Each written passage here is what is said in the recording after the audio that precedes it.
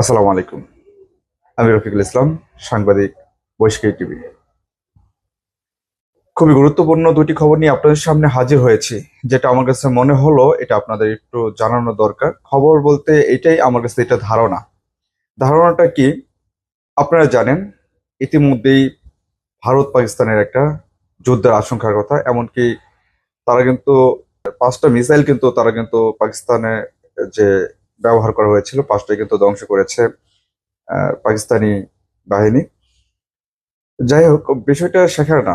আমার কথাটা হলো, এখানে মানে কি চাচ্ছে ভারত, বা কেনই বা যুদ্ধ করলো? এটা কি আসলে কি কোনো যুদ্ধ ডাকছিল, নাকি এটা কোনো ষড়যন্ত্র, কিংবা এটা একটা সাধারণ নাটক ছিল ভারতের? আমার দৃষ্টিকোণ থেকে এটা সাজানো একটি নাটক। কারণ কেন? আপনারা জানেন ইতিপূর্বেই ইসরায়েল ও ফিলিস্তিনের ঘটনা, সেখানে কিন্তু যুদ্ধ চলাকালীন সময় বা যুদ্ধ চলেছিল এতদিন। সেই যুদ্ধকে ধামাচাপা দেওয়ার জন্য, সেই কথাগুলোকে ধামাচাপা দেওয়ার জন্যই তারা এই ভারত এই মানে নাটকটি করেছে। কারণ বিশ্ববাসী যে যে সময় দেখবে বড় দুইটি দেশ বা এশিয়ার মতো দেশের মধ্যে বড় দুটি দেশ, তারা কি করছে, যুদ্ধ আশঙ্কা বা যুদ্ধ শুরু করেছে। যে এই যে যুদ্ধর কথা বলছে, এই যুদ্ধর কথা বলে মানুষকে ওই ফিলিস্তিন ও ইসরায়েলের কথাগুলো যাতে মানুষ ভুলে যাবে, এমনকি ওই কথাগুলোকে যাতে ধামাচাপা দেয়, সেজন্যই তারা এই কাজটি করছে বলে আমার কাছে মনে হচ্ছে। তো এক একটা গেল, আমার কাছে মনে হচ্ছে ইন্ডিয়া এটা নাটক ছিল, সাজানো একটা নাটক ছিল। 2 নম্বর কথা হলো, এই যুদ্ধ যদি হয়, যদি নাটক না করে যদি সত্যিকার অর্থে কোনো যুদ্ধে কোনো ডাক দিয়ে থাকে বা যুদ্ধ লেগেই যায়, তখন কারা বেশি ক্ষতিগ্রস্ত হবে? মানে ইন্ডিয়া, ভারত, নাকি অন্যান্য কোনো দেশ ক্ষতিগ্রস্ত হবে? এটা আসলে অনেকেই চাচ্ছিল, যে অনেকে মনে করছে যে আসলে যা অনেকেই এই যে ইন্ডিয়ার বিপক্ষে কথা বলছে বা পাকিস্তানের বিপক্ষে কথা বলছে বা ইন্ডিয়ার পক্ষ নিয়ে কথা বলছে, কিংবা অনেকে পাকিস্তানের পক্ষ নিয়ে কথা বলছে। তো এই যে বিষয়গুলো থাকে, সেখানে একটা জিনিস মাথায় রাখতে হবে, শুধু এখানে ক্ষতিটা ইন্ডিয়া কিংবা পাকিস্তানের হবে না। এই ক্ষতিগুলো বাংলাদেশ কিংবা এশিয়া কান্ট্রির মধ্যে যে দেশগুলো রয়েছে তাদেরও কিন্তু অনেক বড় ক্ষতি হবে বা হতে পারে।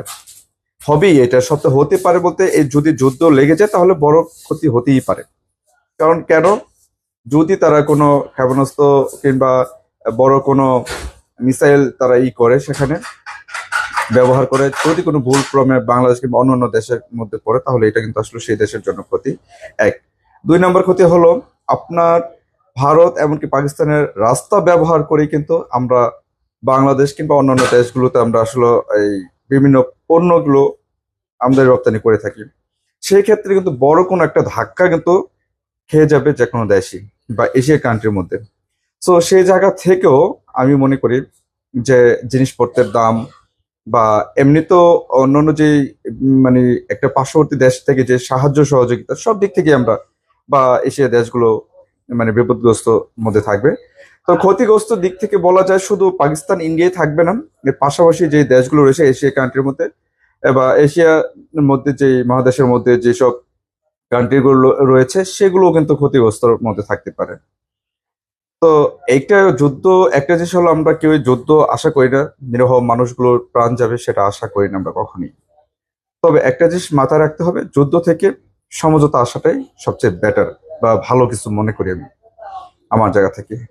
যারা যুদ্ধকে সাপোর্ট করেন বা মনে করছেন যে ইন্ডিয়া হয়তো পরাজিত হোক, বা যারা ইন্ডিয়ার বিপক্ষে কথা বলছেন দেশের মানুষ, তারা আসলে কখনো এই আশাটা করবেন না যে কখনোই যে যুদ্ধ লাগুক বা যুদ্ধ শুরু হোক, বা কোনো দলকে সাপোর্ট করলাম বা কাউকে উস্কানি দিই। এটা আমার কাছে খুবই একটা খারাপ মনে হচ্ছে, খারাপ লাগার একটা বিষয়। কারণ যদি আপনারা যুদ্ধ লেগেই যায়, তাহলে আপনার ক্ষতিগ্রস্ত হবেন, আপনার দেশও ক্ষতিগ্রস্ত হবে। এমনকি আপনারা জানেন যে বাংলাদেশের সাথে কিন্তু মোটামুটি এখন ভারতের তেমন কোনো ভালো কোনো বর্তমান সময়ে সম্পর্ক নাই। সেক্ষেত্রে তারা কিন্তু বাংলাদেশকে কিন্তু ব্যবহার করতে পারে। যদি এটাকে ভারতের যদি নাটক হিসেবে আমি ধরে নিই, এটা ড্রামা তাদের, বা আসলে ইসরায়েল আর ফিলিস্তিনের যে ইটা ছিল, যুদ্ধ ইটা ছিল, সেটাকে এখন ধামাচাপা দেওয়ার জন্য আহ, ইন্ডিয়া এই কাজটি করেছে। সেই ক্ষেত্রে কিন্তু আমি এটা মনে করি ইন্ডিয়া কিন্তু চাইলে কিন্তু বাংলাদেশকেও এটা ইউজ করতে পারতো, কিন্তু হয়তো আমাদের ডক্টর ইউনূস সাহেব প্রধান উপদেষ্টা, উনি হয়তো অনেক বড় মাপের একজন মানুষ, বিধায় হয়তো নাও করতে পারে, বা কারণ তার কিন্তু একটি কিন্তু থ্রেট কিন্তু করা আছে কিন্তু অবশ্যই ইউনূসের কাছ থেকে, ডক্টর ইউনূসের কাছ থেকে। সে কিন্তু বলেছে যে সেভেন সিস্টার কিন্তু দিকে লক্ষ্য রাখার জন্য, বা সেভেন সিস্টার কিন্তু ভেঙে দেওয়ার একটা হুমকি কিন্তু দিয়েছে, যে কারণে হয়তো বাংলাদেশকে ইউজ নাও করেনি, পাকিস্তানের উপর গিয়ে পড়েছে সেটা, বা পাকিস্তানকে করেছে। এটা করে হয়তো ধামাচাপা দিতে চেয়েছিল, আমার কাছে মনে হচ্ছে পার্সোনাল ব্যক্তিগতভাবে। তবে জানি না আসলে, বিভিন্ন কিছু তাদের অভ্যন্তরীণ বিষয়গুলো আমরা আসলে সেভাবে আমরা আসলে বলতে পারি না। তবে এটা নিজের অভিমত আর কি আমি ব্যক্ত করলাম। তবে কথাটা কিন্তু, এটা কিন্তু একবারে যে আপনি ফালিয়ে দিবেন তাও কিন্তু না, এটা ফেলে দেওয়ার মতো কথা না। তবে এটাও একটু ভেবেচিন্তে কথা বলতে হবে, দেখতে হবে যে এটা আসলে কতটুকু মানে সত্যতা, এটাও হতে পারে বলে আমার কাছে মনে হচ্ছে।